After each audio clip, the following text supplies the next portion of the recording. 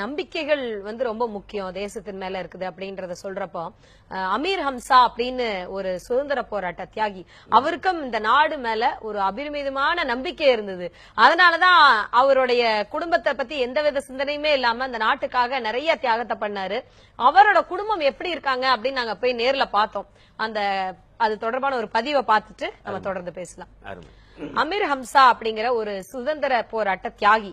அவர் இந்த நாட்டுக்காக தன்னுடைய எல்லா வளத்தையுமே விட்டு கொடுத்தாரு. தன்னுடைய வியாபாரம் மூலமா தன்னுடைய சொத்துக்கள் எல்லாத்தையுமே விட்டு கொடுத்தாரு. ஆனா அவரோட குடும்பத்தினோட நிலைமை என்ன அப்படின்றத நாங்க நேர்ல போய் பார்த்தோம்.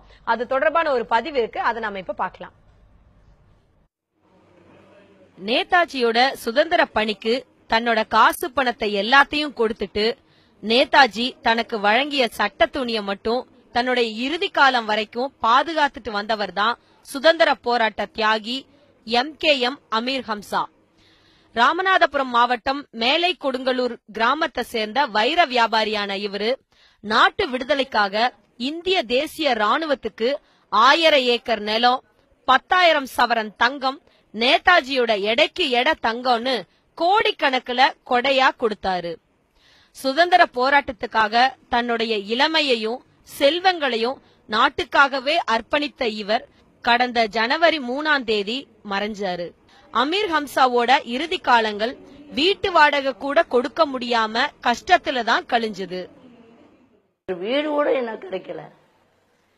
ஒரு வீடு இருந்தாலும் நம்மளுக்கு ஒரு நல்லா இருக்கும், ஒரு இடம் இருந்தாலும் அதுலயாவது நாங்க இருந்துக்கிறோம். ஒரு வீடு கிடைக்கல. இப்ப வருமானத்துக்கு ஒண்ணுமே இல்லை. நான் எவ்வளவோ முயற்சி பண்ணேன். இப்போ அப்பா இறந்த பிற்பாடு எல்லாரும் வந்தாக போனாங்க, எல்லாம் இருந்தாங்க. யாரும் ஒன்னும் கொடுக்கல. இப்போ நம்ம என்ன செய்யறது? நாட்டுக்காக கோடிகளை அள்ளி கொடுத்தவரோட பேரனான சையத் கனி இப்போ ஒரு ஃபேன்சி ஸ்டோர்ல மாத சம்பளத்துக்கு வேலை செய்யறாரு. பாரம்பரியம் மிக்க செல்வ செழிப்பு உள்ள குடும்பத்துல பிறந்தோன்னு பெருமையா சொல்லிக்கிட்டாலும் நிஜ வாழ்க்கையில அன்றாட தேவைகளுக்காக ரொம்ப கஷ்டத்தை அனுபவிக்கிறோம்னு சொல்றாங்க ஹம்சாவின் குடும்பத்தினர். ஒரு கடையில வேலை செய்யறேன், ஃபேன்சி ஸ்டோர்ல. மாசம் 15,000 சம்பாதிக்கிறேன். இப்போ எங்க அம்மாவை வச்சு நான் பார்த்துக்கணும், வாடகை வேற கொடுக்கணும். ரொம்ப கஷ்டமா இருக்கு. என் பையன் +2 படிக்கிறாப்புல. பொண்ணு காலேஜ் செகண்ட் இயர் வரை போகணும். இப்போ அதுக்கு வேற ஃபீஸ் கட்டணும். எங்க தாத்தா இருக்குது நல்லா இருந்தோம், இப்ப ரொம்ப கஷ்டத்துல இருக்கோம். எந்த ஒரு இதுவும் யாரும் ஒண்ணுமே செய்யல. வர்றாங்க, பேட்டி எடுக்கிறாங்க, எடுத்துட்டு போயிடுறாங்க. வேற இந்தா சொல்றோம் அந்த சொல்றோம் போன் பண்றாங்க. அதோட யாருமே இது வரைக்கும் எந்த ஒரு உதவியும் யாருமே செய்யல.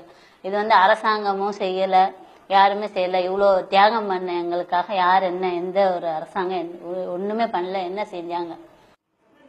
ஹம்சாவின் குடும்பம் வறுமையில சிக்கி தவிச்சப்போ இந்திய அரசோ தமிழக அரசோ எந்த உதவியும் செய்யல. கடந்த 3 மாதங்களா கல்லூரி கட்டணம் கட்டப்படாததால தேர்வு எழுத முடியாத நிலைக்கு தள்ளப்பட்டிருக்காங்க அமீர் ஹம்சாவின் பேத்தி சுமையா ஆயிஷா பேகம். இன்னைக்கு நாங்க ஒரு அடுத்தவங்க கிட்ட கையேந்தி நிக்கிற நிலைமைக்கு நாங்க உருவாயிட்டோம். ரொம்ப கஷ்டப்பட்டுட்டு இருக்கோம். அந்த ஒரு சாப்பாடு நிலைமை இல்லாட்டாலும் மத்தவங்க ஒரு சின்ன உதவினா கூட எங்களுக்கு செய்யறதுக்கு ஆள் கிடையாது. அந்த நிலைமை நினைக்கும் போதுதான் ரொம்ப வருத்தமா இருக்கு. இன்னைக்கு வாடகை வீட்டுல இருக்கோம், ரொம்ப கஷ்டப்படுறோம். ஒரு நல்ல ஒரு சொந்தமா ஒரு தள்ளு வண்டி வணிக்க கூட எங்ககிட்ட ஒரு வருமானம் கிடையாது. எங்களை விட இந்த நாட்டை ரொம்ப நேசிச்சாரு. இந்த நாடு நல்லா இருந்தா நாங்க நல்லா இருப்போம்னு சொன்னாரு. ஆனா இப்போ அவர் இறந்துட்டாரு. இப்போ அவர் சொன்ன வார்த்தையே பொய்யா போச்சு. இந்த நாடு எங்களுக்கு எதுவுமே பண்ணல. இப்போ நானும் என் தம்பியும் படிக்கிறோம். நான் காலேஜ் ஃபர்ஸ்ட் இயர் படிக்கிறேன், என் தம்பி 12th படிக்கிறான். இப்போ எங்களுக்கு ஃபீஸ் கட்ட கூட காசு இல்ல. என்ன பண்றதுன்னு தெரியல. நேதாஜி பற்றி தெரியாத தகவலுக்காக மத்திய அரசு பல்லாயிரக்கணக்கில் செலவு செய்ய தயாரா இருக்கு. நம்ம தமிழக அரசு கூட சுதந்திர தினத்தன்னைக்கு ஹம்சாவை முன்னிறுத்த மறந்துடுச்சு. குறைந்தபட்சம் ஹம்சாவோட குடும்பத்துக்கு அரசோட உதவியில தங்கும் இடம் கிடைச்சா அது அவங்களுக்கு உதவியா இருக்கும்னு சொல்றாங்க. சாந்தி, நியூஸ் 7 தமிழ், சென்னை. அந்த செய்தி தொகுப்பா பார்த்தோம். அத பத்தி அருணன் கிட்ட கருத்து கேட்டுக்கலாம். அந்த ஹம்சாவோட குடும்பத்தை பத்தி பாத்தீங்க. அவங்களுடைய பேர பசங்க எல்லாம் இப்ப அவங்களுடைய கல்லூரி படிப்புக்கான செலவு கூட கட்ட முடியாத நிலைமையில இருக்காங்க. இல்ல, அந்த பெண்மணி ஒரு வாக்கியம் சொன்னாங்களே, அது என்னுடைய எங்களை விட இந்த நாட்டை நேசித்தார் ஹம்சா. நாடு நன்றாக இருந்தால் குடும்பம் நன்றாக இருக்கும் என்று அவர் நம்பினார்.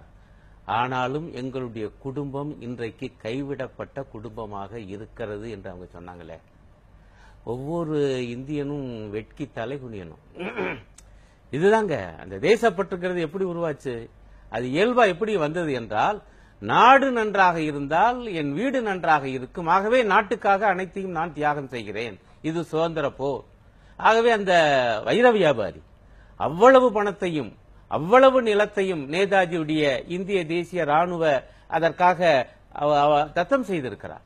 அவ்வளவு செய்து சுதந்திரத்தை பெற்றாச்சு. ஆனா அவருடைய குடும்பத்துக்கு எந்த ஒரு பிரதிபலனையும் இந்த நாடு செய்யல. அதுக்கு உரிய குடும்பம் அது, அதுக்கு உரிமை படைத்த குடும்பம் அது. நான் 2-3 விஷயங்கள் இதுல இருந்து எனக்கு புரிபடுகிறது. ஒன்று, பொதுவா நம்ம நாட்டில் இந்திய சுதந்திர போராட்டத்தில் முஸ்லீம்கள் எந்த அளவுக்கு பங்கு செலுத்தினார்கள் என்பது மறக்கடிக்கப்படுகிறது அல்லது மறைக்கப்படுகிறது. இது முதல் செய்தி. என்னன்னா, ஒரு மிகப்பெரிய முஸ்லிம் தனவந்தர் தனது செல்வத்தை எல்லாம் இந்திய சுதந்திர போருக்கு செலவழித்தார் என்பதை தமிழ் மக்கள், இந்திய மக்கள் தங்களுடைய நெஞ்சிலே பதிய வைக்க வேண்டும். இது அற்புதமான ஒரு ஆதாரம். முஸ்லிம்களும் இந்திய சுதந்திர போராட்டத்திலே தீவிரமாக பங்கு கொண்டவர்கள். ஒன்று.